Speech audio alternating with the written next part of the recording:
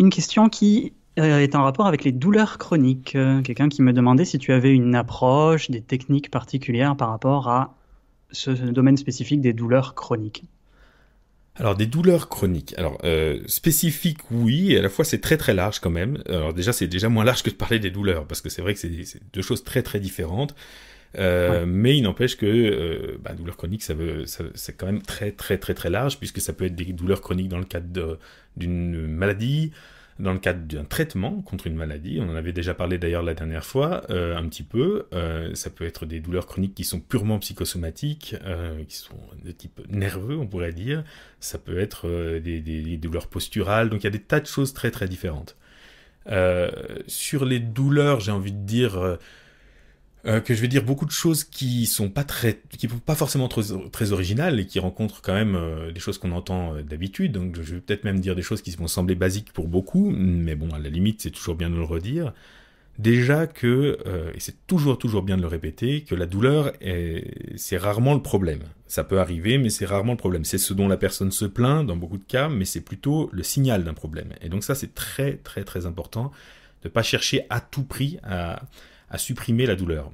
D'ailleurs, je fais une parenthèse, c'est très intéressant parce que ça nous permet de distinguer d'un côté la demande de la personne, sa plainte en quelque sorte, qui va dire par exemple, voilà, j'ai mal, enlevez-moi cette douleur. Et ce que nous, on va réellement faire, elle ne fait pas forcément un autodiagnostic qui soit pertinent, et sa demande n'est pas forcément judicieuse. On va pas forcément lui enlever sa douleur. Si par exemple j'ai très mal au genou, c'est peut-être parce que je me suis blessé le genou. Le problème, c'est pas la douleur. La douleur, elle m'avertit que je me suis blessé le genou. Et elle va peut-être me permettre de consulter un médecin et de me faire soigner. Elle va peut-être me permettre aussi de boiter, c'est-à-dire de reporter mon poids sur l'autre jambe. Donc si on m'enlève la douleur, je vais peut-être me mettre à courir, je vais peut-être négliger mes soins, et ça va être pire que tout. Donc il est très très important de garder une douleur si elle a une signification au sens physiologique du terme. Je reparlerai de la signification psychologique après, ça peut être vraiment intéressant d'ailleurs de répondre d'anticiper sur cette question-là. Donc voilà, déjà tenir compte de ça, c'est-à-dire s'assurer que la personne a fait tous les examens nécessaires, qu'elle est sous traitement et qu'elle poursuit son traitement si nécessaire.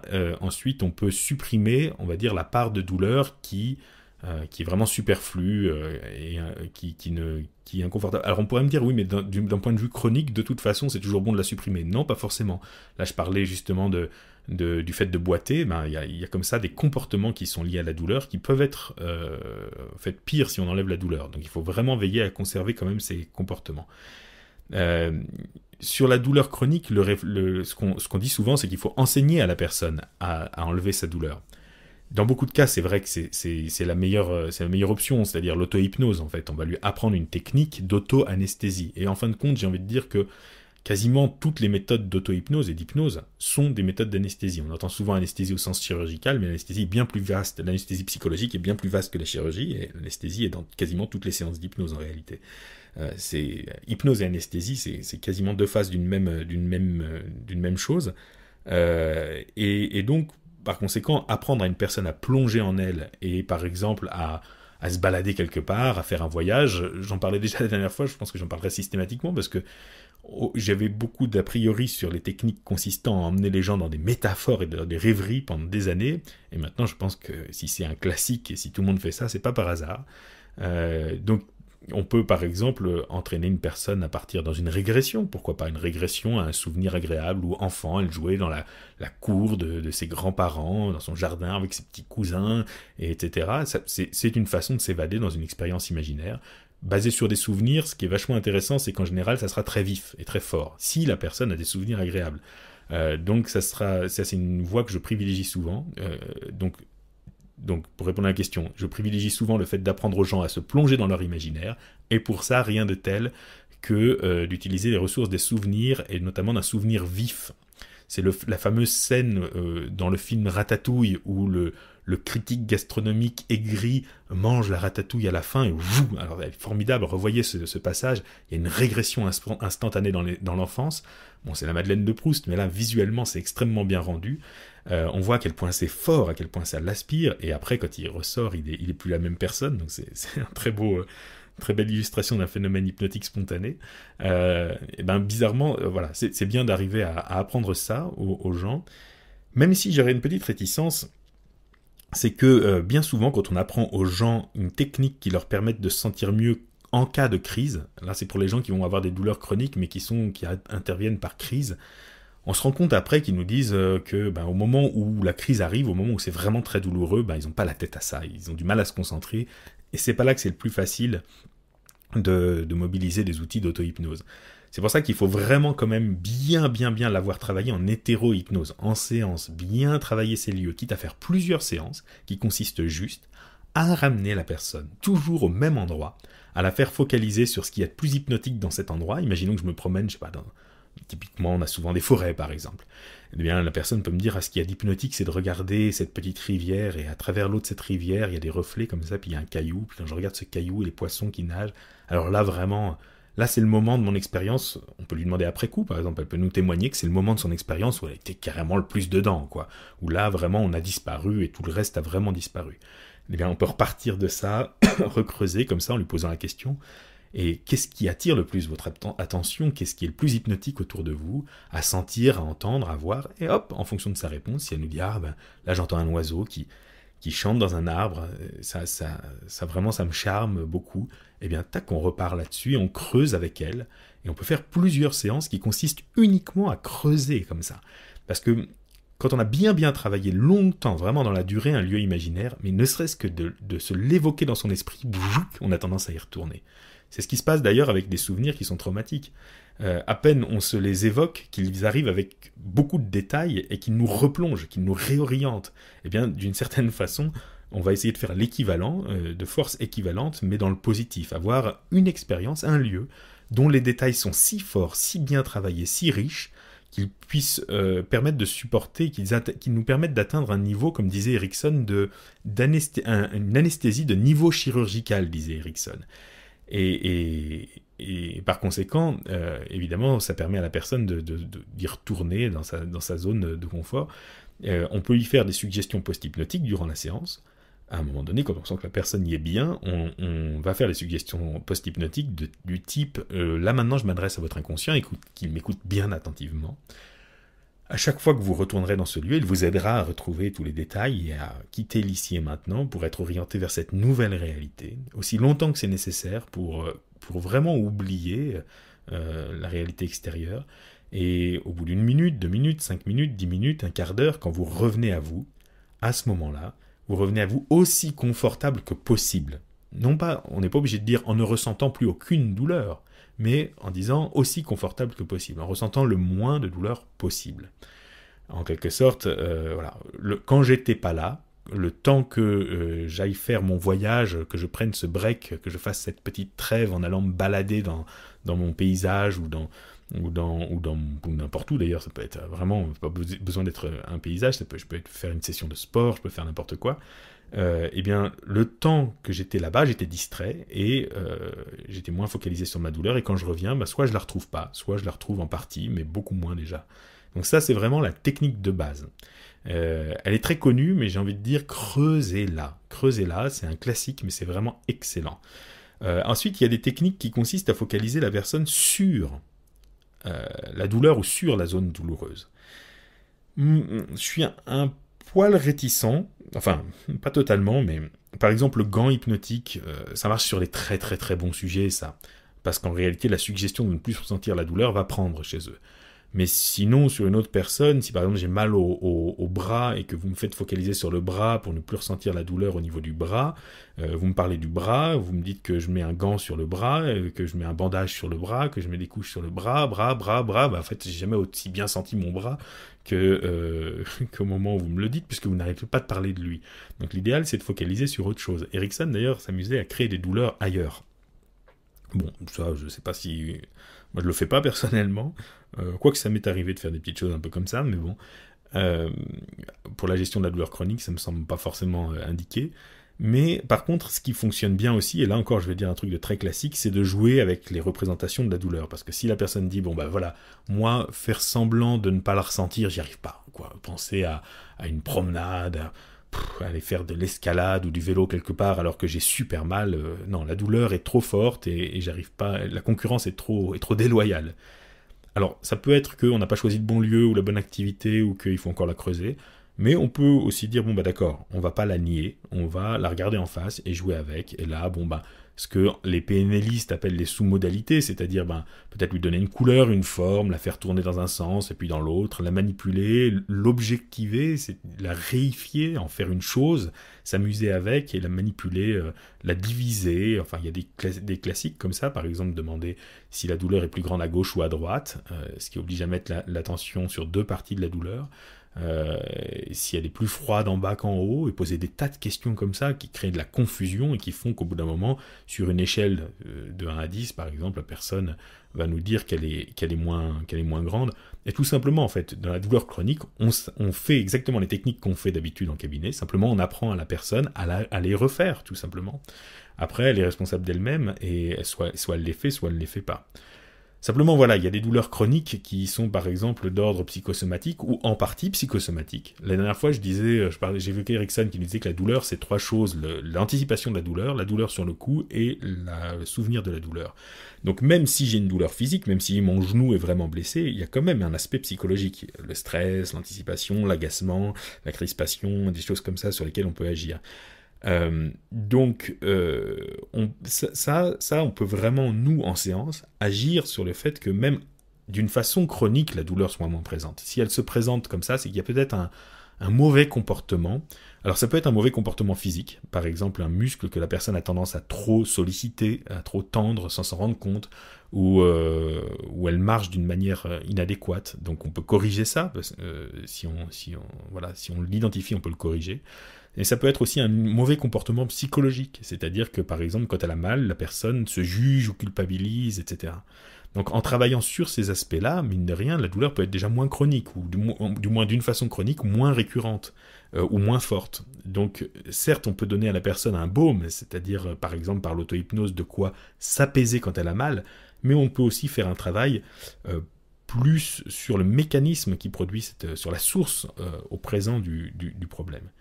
Quant à la source au passé, par exemple la signification, alors par exemple, moi je le dis franchement parce que je suis là pour partager mon point de vue à moi, je suis pas du tout adepte des significations, des interprétations qui peuvent par exemple se baser sur les mots, comme le langage des oiseaux, j'ai mal au genou, le genou, c'est la relation, c'est le moi, le nous, etc. Ça me laisse parfaitement indifférent à titre personnel, mais peut-être que dans un an je serai complètement fan de ça. J'ai des gros doutes, mais bon, on sait jamais.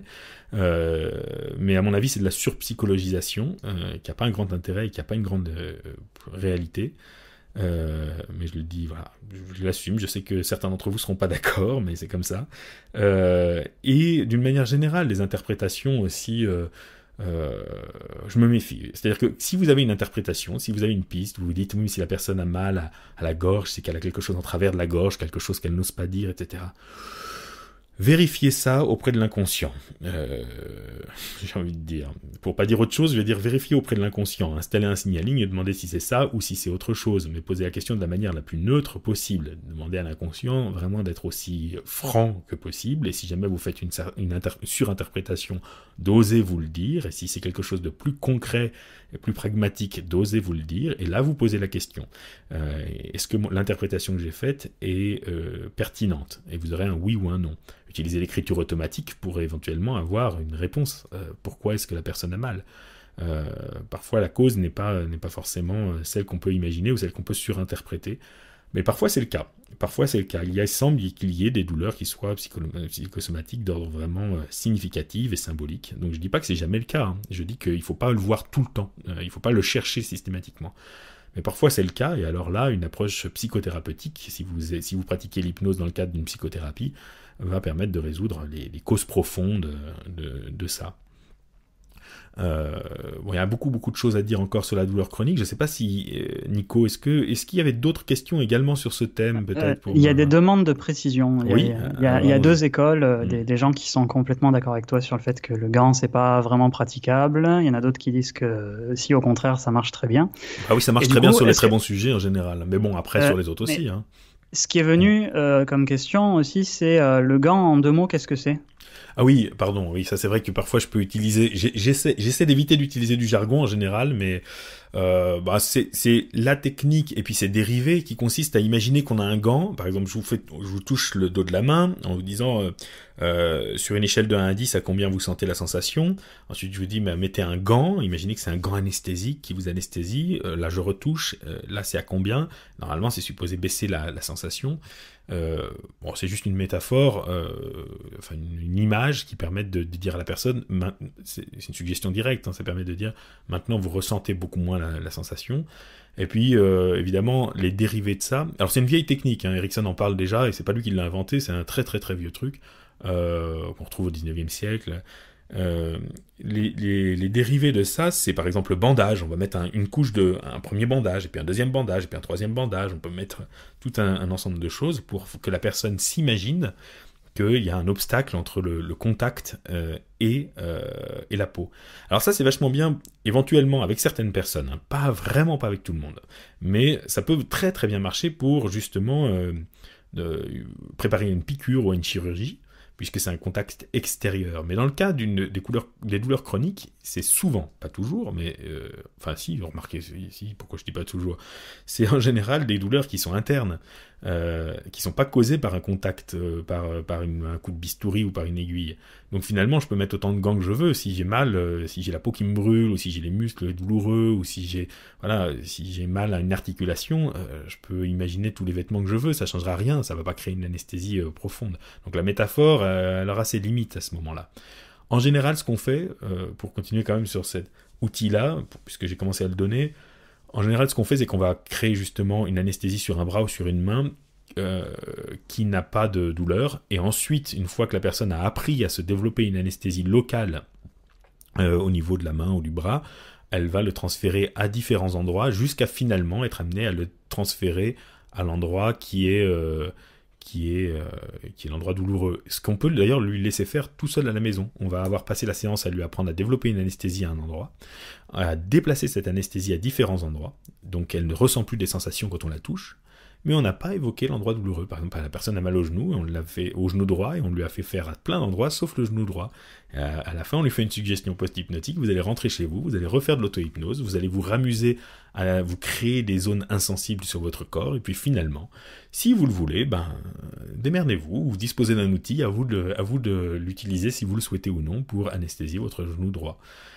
Toujours avec cette énorme précaution qui est que la douleur disparaîtra uniquement dans la mesure où elle n'est pas utile, et uniquement dans les moments où elle n'est pas utile. Ça, c'est très important. Il y a une chose que je voulais dire là-dessus, c'est que c'est une technique d'anesthésie locale par le local. Moi, je pense qu'en hypnose, il est beaucoup plus facile qui peut le plus, peut le moins. Il est beaucoup plus facile de développer une anesthésie générale en hypnose, c'est-à-dire que la personne soit complètement ailleurs et que toutes les sensations qu'elle ressent ne sont plus les sensations de son corps ici et maintenant dans la pièce, mais les sensations de son corps, je sais pas, en train de faire de l'escalade sous le soleil, par une belle journée d'été. Donc elle ressent des choses, mais qui ne sont plus celles qui viennent du réel. C'est, à mon avis, beaucoup plus facile à obtenir dans beaucoup de cas, surtout quand une personne a très mal. Il vaut mieux complètement plus parler de la douleur et l'orienter totalement sur autre chose. Quitte, si on veut quand même la ramener, ensuite à lui dire, vous allez revenir, sauf cette partie-là, faire des réveils partiels, en disant qu'il y a une partie de votre corps, bien localisée, qui va rester là-bas, qui va rester en vacances, qui va rester en train de faire cette activité-là, là-bas, qui va rester loin, qui va rester en hypnose. Donc et c'est pour ça que je disais que c'est intéressant de leur apprendre à partir pour revenir, mais pas dans le même état, pas revenir entièrement, quoi. Est-ce tu m'as dit qu'il y avait d'autres questions sur ce thème? On peut poursuivre un peu, on va aborder d'autres thèmes ensuite, mais on peut poursuivre un peu, c'est un thème intéressant. Il y avait une petite demande en fait de précision si tu as parlé de douleur, tu as parlé de vraiment créer cette anesthésie, de pouvoir le recréer, ce phénomène. Est-ce que tu as une précision spécifique pour les douleurs cancéreuses type céphalée ou autre chose? Est-ce que tu fais la même chose ou est-ce qu'il y a quand même une petite spécificité à ce niveau-là? Alors, je précise quand même qu'on fait ce qu'on peut, hein, et que parfois on travaille avec une personne sur la douleur, on utilise plein d'outils, etc. Et c'est pas mal, mais parfois on n'y arrive pas, hein, ça c'est clair. Et notamment les céphalées, moi, de mon expérience, j'ai envie de dire, mais il y en a qui ont d'autres expériences évidemment, mais j'ai envie de dire que c'est pas forcément évident parce que c'est l'endroit où on situe souvent notre conscience, notre attention, on a l'impression d'être dans notre tête en quelque sorte. Donc autant sembler se détacher du genou, du pied, même plus un organe est loin, je ne sais plus qui disait ça, il y avait un auteur qui parlait de ça, de cette localisation comme ça, plus un organe est loin de la tête, plus on peut l'observer, on a tendance à l'appréhender comme un objet extérieur. Or, quand c'est dans la tête, quand c'est là où je pense, en quelque sorte, là où se trouve ma pensée, je pense j'ai le sentiment de penser là où j'ai mal. Alors que la céphalée, elle peut être de sources très très diverses. Ça peut être une douleur ophtalmique, ça peut être souvent des crampes au niveau des méninges, ou au niveau ça peut être une contracture de la mâchoire, des masséters, ça peut être des tas de choses qui donnent des céphalées, qui donnent des maux de tête. Alors il y a les migraines, enfin il y a vraiment des tas de choses, mais d'une manière générale, j'ai envie de dire que justement le fait de penser à autre chose, d'arriver à défocaliser l'attention. En fait, c'est un exercice d'hypnose puissance 10 000, c'est-à-dire que là on a une grosse concurrence, quelque chose qui est extrêmement attractif. C'est un peu comme essayer d'avoir une conversation avec quelqu'un dans un café où il y a juste derrière vous un écran allumé. Vous avez beau pas tellement vous intéresser à ce qui passe, l'écran c'est une source de lumière et on a tendance à regarder quand même. Eh bien c'est un peu la même chose en pire. C'est-à-dire que vous devez attirer l'attention de quelqu'un sur quelque chose d'autre que sa douleur. Alors que sa douleur, elle est là, elle est forte et parfois même elle est localisée à l'endroit de dans sa tête, quoi, à l'endroit du siège de sa perception personnelle. Pas pour tout le monde, hein. Je fais que des généralités, donc évidemment il y a des tas d'exceptions, mais et donc on doit d'autant plus faire preuve d'insistance pour arriver à amener la personne à être suffisamment longtemps focalisée sur autre chose pour que sa douleur diminue. Il y a quelque chose de mécanique là-dedans. Si j'ai passé 10 minutes à ne pas penser à ma douleur du tout, parce que vous m'avez bombardé de questions sur un autre sujet, quand je reviens, il y a de fortes chances que ma douleur soit moins grande. Il y a quelque chose de mécanique là-dedans. D'autant que, alors, il y a ça, et il y a le fait de mettre une suggestion de détente et d'anesthésie au départ, par exemple. Une suggestion directe, par exemple. Vous annoncez à la personne, voilà ce qui va se passer. Il va se passer qu'à un moment donné de cette séance, peut-être dans 5 minutes, dans 10 minutes, dans un quart d'heure, dans 20 minutes, vous aurez beaucoup moins mal, voire plus mal du tout à la tête, votre visage sera très détendu, vous serez bien, vous aurez peut-être les yeux fermés, etc., etc. Mais je veux pas que vous fassiez d'efforts pour ça. On va laisser tout ça arriver de soi-même, et on ne sait pas exactement à quel moment. Nous, on va faire autre chose pendant ce temps-là. Et là, vous détournez son attention, et notamment par du questionnement de préférence, comme ça vous êtes sûr. Si vous faites un monologue, elle vous écoute, mais en fait, elle peut très bien se concentrer sur sa douleur. Vous pouvez vraiment, par du questionnement, lui demander... par exemple, la questionner sur un souvenir. Alors, où est-ce que vous étiez la dernière fois en vacances ? Quel est votre meilleur souvenir de vacances ? Ah, vous étiez où ? Ah, vous étiez avec qui ? Et dans ce souvenir, si vous pouvez vous souvenir d'un moment très agréable, vous étiez où exactement ? Et quelles étaient les sensations les plus agréables ? Et vous interrogez la personne pendant 10 minutes, un quart d'heure, une demi-heure s'il le faut, sur ce souvenir uniquement.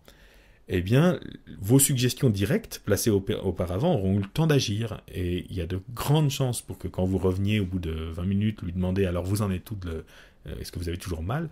La personne vous dise « Ah non, c'est drôle, je me sens vraiment beaucoup mieux. » Et donc, une fois que vous avez fait ça, 1 fois, 2 fois, 3 fois, peut-être sur 1, 2, 3, 4, 5 séances, vous lui apprenez à le refaire et à le reproduire. Donc, j'ai envie de dire, c'est presque la même réponse que j'ai. De toute façon, il n'y a pas forcément de technique, une technique pour les céphalées liées à un cancer, une technique pour les céphalées liées à une douleur ophtalmique, une technique pour Oui, certes, il y en a quelques-unes, mais on va tourner toujours à peu près autour des mêmes techniques d'anesthésie de toute façon. Hein. Donc les suggestions de sommeil, sinon, fonctionnent toujours très bien aussi. Un dernier petit truc, là, rapidement. Toi, tu l'utilises, cette division de la douleur, là, passé, présent, futur, ou centre de la douleur, périphérie de la douleur, sensation, émotion, interprétation. Avec les gens qui cogitent énormément et qui, de toute façon, ont décidé qui vous décrètent qu'ils ne pourront pas détourner leur attention de la douleur et que vous avez peut-être essayé et échoué à les en détourner. Comme nous le rappelle Erickson nous donne beaucoup de cas d'articles comme ça où il va aller dans le sens de ce que la personne fait. Par exemple, si la personne, c'est pas une résistance, si la personne dit non mais de toute façon moi je peux pas penser à autre chose que ma douleur, j'y pense qu'à ma douleur. Vous le prenez comme tel et vous dites ok, on va penser à votre douleur. Alors si vous pouvez pas, ben on va faire ça, on va pendant 1 heure ne faire que parler de votre douleur. Mais vous allez en parler en termes finalement mentaux, intellectuels, vous allez sortir de la plainte sur la douleur, ça va devenir un objet, ça va devenir peut-être quelque chose qui a une couleur, qui a une forme, qui a un sens, qu'on a détourné, qu'on a analysé, qu'on a décortiqué, peut-être parler de ses significations, et quelque part vous détournez le propos, parce qu'il ne s'agit plus d'une douleur d'une sensation qui me fait mal, mais au sens d'un sujet, ça devient un sujet de conversation, et non plus quelque chose dont je souffre. Donc on peut totalement avoir cette approche frontale et moi je le fais, oui je le fais avec notamment les personnes qui vont être énormément dans la réflexion, dans l'analyse, qui ont ce besoin là, mais souvent je le fais et dans un second temps une fois qu'ils admettent que en fait souvent ça les sature, c'est-à-dire qu'ils en ont marre, j'ai respecté leur besoin d'être focalisés sur leur douleur. Mais ça les gonfle au bout d'un moment, et c'est eux qui finalement développent l'envie de s'évader, ils sont quand même venus pour de l'hypnose, donc ils ont envie aussi de partir un peu plus.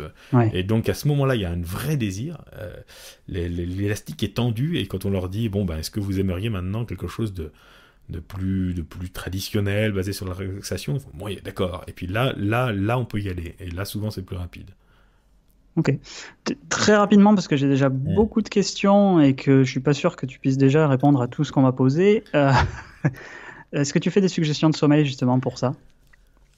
Oui, mais au moment où la personne a mal, souvent, la suggestion de sommeil peut quand même être un peu rentrer en contradiction avec sa douleur. C'est-à-dire que la personne, dans sa conception, hein, dans sa croyance, c'est-à-dire qu'elle peut avoir du mal à concevoir comment elle va arriver à s'endormir alors qu'elle a mal. Mais il n'empêche qu'on peut faire une grosse suggestion de sommeil, c'est-à-dire vous allez vous endormir, vous allez voir, vous allez rentrer dans un sommeil hypnotique, ou pas d'ailleurs, vous pourrez rentrer dans un sommeil hypnotique et vous endormir tellement vous ennuierez, et justement par exemple, pourquoi pas parler de sa douleur d'une manière très ennuyeuse, dire voilà votre douleur, elle pourrait avoir toutes sortes de couleurs, votre douleur. Chez une personne, la douleur pourrait être bleue, chez une d'ailleurs elle pourrait être bleu ciel, chez une autre elle pourrait être bleu foncé ou bleu marine. Mais une autre personne pourrait percevoir sa douleur de couleur verte. Mais quel vert? Peut-être aussi un vert foncé ou un vert clair. Est-ce que c'est la même chose d'avoir une douleur vert clair ou une douleur vert foncé? Donc finalement, je dis le mot douleur beaucoup, mais il y a un phénomène qu'on appelle la saturation